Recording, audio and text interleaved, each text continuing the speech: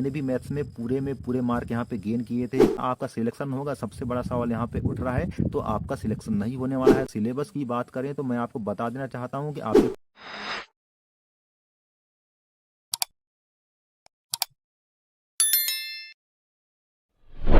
नमस्कार दोस्तों, बात करेंगे वर्ग 3 की तैयारी कर रहे कैंडिडेट्स की, जिनके यहाँ पे पेपर चल रहे हैं और आगामी समय में जो चयन परीक्षा देने वाले हैं। जी हाँ दोस्तों, आपके पेपर का अंतिम चरण चल रहा है। 10 तारीख से शुरू हुए जो पेपर हैं आपके 30 नवंबर को समाप्त हो जाएंगे। मतलब यूं कहें कि 90% जो कैंडिडेट है उनके यहाँ पे एग्जाम हो चुके हैं। पेपर का लेवल अच्छा खासा रहा है, इस बार मॉडरेट टू टफ की कंडीशन में रहा है। ऐसे बहुत सारे क्वेश्चन आए हैं जो अभ्यर्थियों को नहीं बने हैं, और नहीं बनने के पीछे का रीजन ये है कि या तो तैयारी में थोड़ी सी कमी रह गई थी या समय कम मिला था तैयारी का। ये बात भी हम समझ सकते हैं। तो खैर दोस्तों, जो भी स्थिति हो, आपको पता ही है कि अगर बाउंड्री में जिनके नंबर आ रहे हैं, मतलब 70 के आसपास के अगर आपके नंबर आ रहे हैं, तो आपके अच्छे खासे चांस यहाँ पे बन रहे हैं क्वालिफाई होने के। जी हाँ दोस्तों, नॉर्मलाइजेशन की जो प्रक्रिया होगी उसके तहत आप क्वालिफाई कर जाएंगे। और यहाँ पे कई सारे ऐसे क्वेश्चन हैं जिनमें दावा आपत्ति करने के बाद वो क्वेश्चन सही आएंगे, तो ऐसी स्थिति में भी आपको बोनस नंबर मिलने वाला है। लेकिन यहाँ पे एक बात सोचने वाली है दोस्तों कि 70 से 75 नंबर में अभी तो आप क्वालिफाई हो जाएंगे, लेकिन क्या मेंस की परीक्षा यानी कि जो मुख्य परीक्षा या चयन परीक्षा होगी,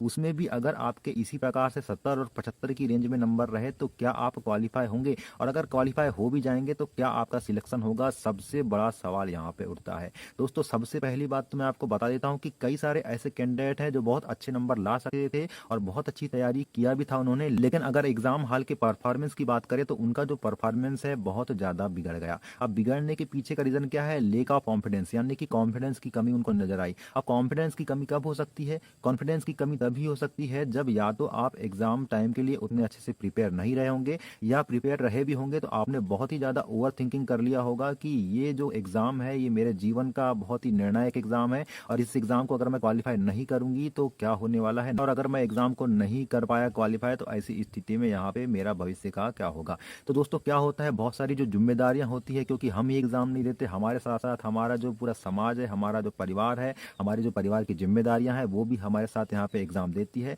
तो ऐसी स्थिति में बहुत ज़्यादा हमारे दिमाग में प्रेशर क्रिएट होता है, और उस प्रेशर क्रिएट होने की वजह से हमने अगर पढ़ा भी है तो हमारा जो परफॉर्मेंस है उसमें थोड़ी सी कमी आने लगती है। क्यों? क्योंकि एग्जाम जो है दोस्तों, उसमें किसी भी प्रकार का आपके दिमाग में टेंशन नहीं होना चाहिए। आपको बिल्कुल फ्री माइंड से होकर के एग्जाम देना होता है, तभी यहाँ पे परफॉर्मेंस आपका अच्छा आता है। खैर, ये बहुत सारी चीजें हैं दोस्तों जिसपे आप धीरे धीरे कवर कर लेंगे। क्यों? क्योंकि आगामी समय में आपको जो चयन परीक्षा होना है, और चयन परीक्षा संभावित है कि 2025 में जरूर होकर के रहेगी, नोटिफिकेशन इसका जरूर आएगा। तो ऐसी स्थिति में आप इसके लिए अभी से प्रिपेयर रहें, और आप प्रिपेयर रहेंगे भी। और प्रिपेयर होने के पीछे का रीजन ये है कि आपको दिमागी तौर पर भी प्रिपेयर रहना है। जी हाँ दोस्तों, दिमागी तौर पर आपको एग्जाम के लिए फेमिलियर हो जाना है, और इसके लिए ज्यादा से ज्यादा जो मॉक टेस्ट हो सकते हैं उन मॉक टेस्ट को देने का आपको प्रयास करना है। आपको उन पोर्शंस को यहाँ पे चूज करना है जो क्वेश्चंस आपके बहुत ज्यादा खराब गए हैं। अगर जहां तक सिलेबस की बात करें तो मैं आपको बता देना चाहता हूं कि आपके 5 पोर्शन इसी प्रकार के रहने वाले हैं। आपके सिलेबस में किसी भी प्रकार का कोई चेंजेस यहाँ पे देखने को आपको नहीं मिलने वाला है। लगभग 99.99 यहाँ पे संभावना है कि आपका जो सिलेबस है वो यही रहने वाला है।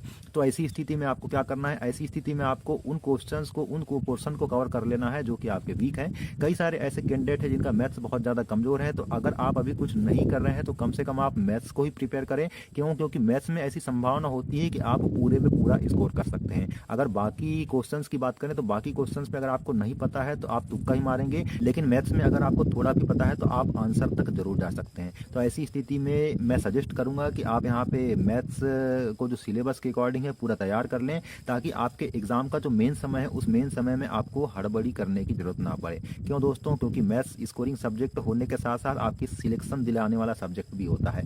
मुझे नहीं लगता कि जिनका मैथ्स बहुत ज्यादा कमजोर है या मैथ्स बिल्कुल बनता ही नहीं, उन्होंने यहाँ पे वर्ग 3 में सिलेक्शन लिया होगा। दोस्तों, मैं अपनी अगर बताऊं तो मैंने भी मैथ्स में पूरे मार्क यहाँ पे गेन किए थे। आपकी जो इसके पहले वाली वर्ग 3 की परीक्षा हुई थी, और यहाँ पे 115 अंक प्राप्त करके मैंने अपना सिलेक्शन पक्का कर लिया था, लेकिन मैंने उसको ज्वाइन नहीं किया क्योंकि तब तक की स्थिति में ग्रेड 2 टीचर मैथ्स के लिए मेरा यहाँ पे सिलेक्शन हो चुका था। तो मैं आपको यहाँ पे श्योर करना चाहूंगा कि अगर आपकी मैथ्स कमजोर है तो ऐसी स्थिति में आपके सिलेक्शन से आप थोड़ा दूर ही रहेंगे। कट ऑफ को अगर आप क्लियर भी करेंगे तो बाउंड्री की कंडीशन में ही क्लियर करेंगे। इसलिए मैं चाहता हूं कि आप मैथ्स में अच्छी से अच्छी पकड़ बनाएं, क्योंकि बाकी जो सब्जेक्ट्स है या फिर देश दुनिया का जो ज्ञान है, तो उन चीज़ों पे तो आपकी धीरे धीरे कमांड बनती ही जाएगी, लेकिन मैथ्स में कमांड बनाने के लिए आपको कम से कम 3 से 4 महीने का समय चाहिए होता है। और आपको बता दूं दोस्तों कि किसी भी एग्जाम को क्वालिफाई करने के लिए और अच्छा स्कोर करने के लिए कम से कम 5 से 6 महीने पर्याप्त होते हैं। अगर आप नोटिफिकेशन आने का इंतजार करते हैं और उसके बाद तैयारी करना शुरू करते हैं तो आपको 1 से 1.5 माह मिलता है। तो ऐसी स्थिति में ये बिल्कुल संभव नहीं है कि आपका सिलेक्शन हो जाए। तो मैं चाहता हूं कि अगर आप बाउंड्री में भी नंबर लाएं, अगर आपके 70 के आसपास भी नंबर है, तो ऐसी स्थिति में भी आपको यहाँ पे तैयारी करना शुरू कर देना चाहिए।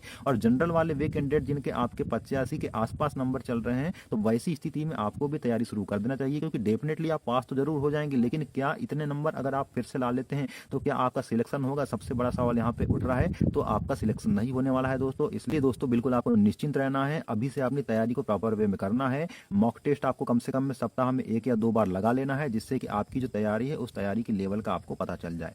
तो दोस्तों इसी प्रकार की जो इन्फॉर्मेटिव वीडियो है मैं आपके बीच हमेशा लाता रहूंगा, बीच बीच में आपको मैं गाइड करता रहूंगा। इसलिए चैनल से आपको जुड़े रहना है, चैनल पे अपना प्यार बनाए रखना है। आगे जो भी अपडेट होगी, तब तक के लिए नमस्कार।